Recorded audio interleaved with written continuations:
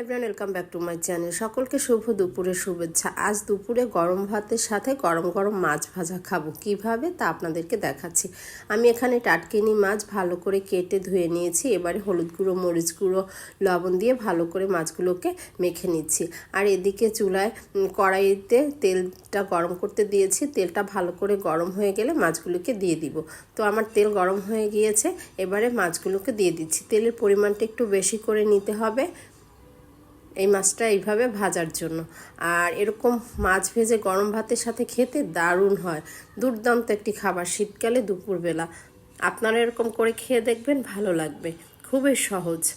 তো আমি মাছগুলোকে উল্টে পাল্টে ভেজে নিয়েছি। এখন পাশে রেখে দিয়ে পেঁয়াজ দিয়ে দিচ্ছি। এখানে আমি 3টা পরিমাণে বড় সাইজের পেঁয়াজ নিয়েছি, কয়েকটা কাঁচামরিচ কেটে দিয়েছি, একটু বড় বড় করে কেটে এখন ভেজে নিচ্ছি। ওই একই তেলে মাছগুলোকে তুলে নিলাম। এখন পেঁয়াজটা যখন এরকম একটু ভাজা ভাজা হয়ে আসবো, ওই সময় দিয়ে দিলাম হলুদ গুঁড়ো, সব কিছু অল্প পরিমাণে, মরিচ গুঁড়ো, আর দিয়ে দিতে হবে স্বাদ মতো নুন। তো নুনটা যেহেতু আমরা মাছ ভাজার সময় দিয়েছি, আর এখন পেঁয়াজটাও মিষ্টি মিষ্টি ওতেও দিতে হবে, সেই কারণে আপনার স্বাদ মতো দিতে হবে। দিয়ে ভালো করে নাড়াচাড়া করে সব কিছু মিশিয়ে নিলাম, কোনো পানি দেওয়া যাবে না। এবারে আমি পেঁয়াজগুলোর উপরে মাছগুলো একটা একটা করে সুন্দরভাবে দিয়ে দিচ্ছি।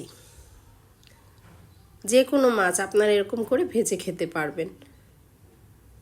তো মাছগুলো দিয়ে দিলাম, নিচের পেঁয়াজগুলো আস্তে আস্তে ভাজা হচ্ছে, আর মাছগুলো উপর দিয়ে দিলাম। এবার আমি কিছুটা ধনেপাতা কেটে মাছগুলোর উপরে দিয়ে দিচ্ছি।